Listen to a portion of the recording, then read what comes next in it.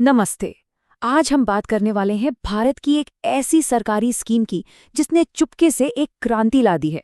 करोड़ों लोगों का भविष्य सुरक्षित किया है इसने। और सच पूछिए तो ये एक जबरदस्त कामयाबी की कहानी है। 9 करोड़।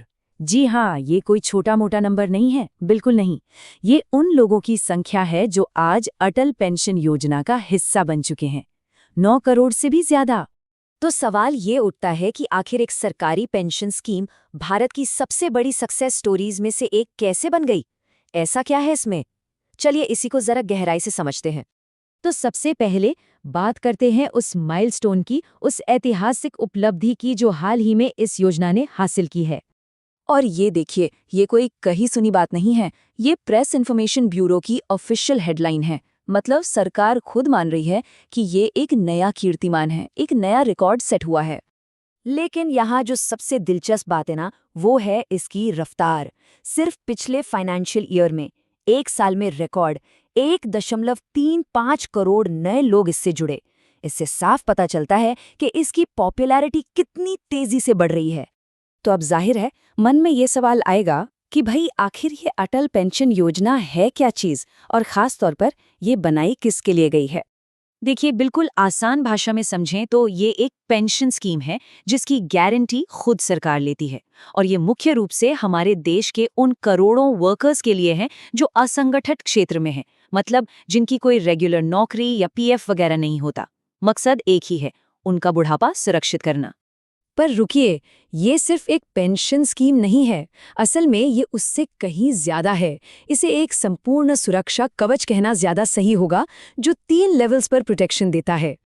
तो ये 3 परतें कैसे काम करती हैं? देखिए, सबसे पहले सब्सक्राइबर को, यानी जो व्यक्ति पैसा जमा कर रहा है, उसे जिंदगी भर एक गारंटीड मंथली पेंशन मिलती है। फिर अगर उससे कुछ हो जाता है तो उसके जीवन साथी को, यानी पति या पत्नी को, वही पेंशन मिलती रहती है। और तीसरा, जब दोनों ही नहीं रहते तो जो भी पैसा जमा हुआ है, पूरे का पूरा कॉर्पस उनके नॉमिनी को वापस मिल जाता है ना कमाल की बात? मतलब पूरे परिवार की फाइनेंशियल सिक्योरिटी का ध्यान रखा गया है।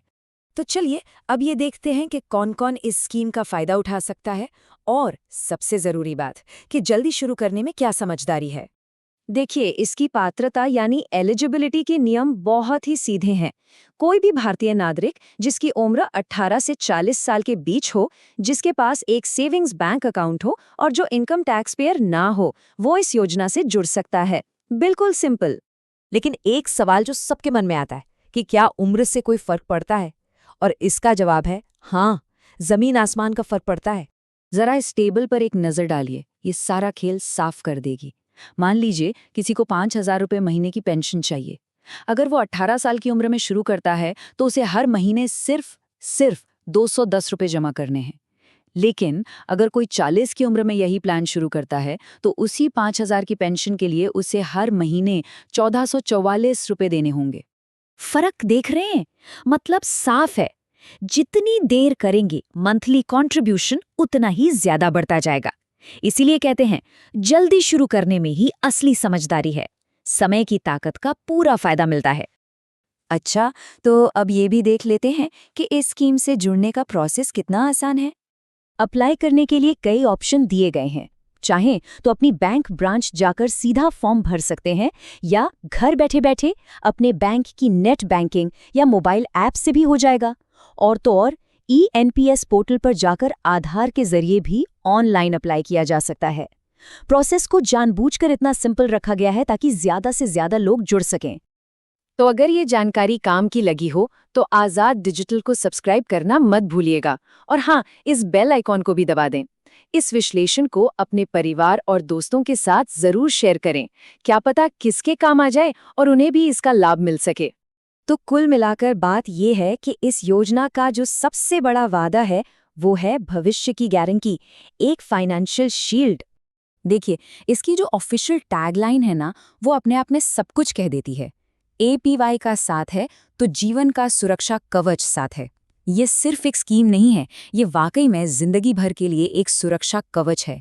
और आखिर में ये विश्लेषण हम सबके लिए एक जरूरी सवाल छोड़ जाता है कि क्या हमने अपने भविष्य के लिए, अपने रिटायरमेंट के लिए ऐसा कोई सुरक्षा जाल तैयार किया है? इस पर सोचना बहुत जरूरी है।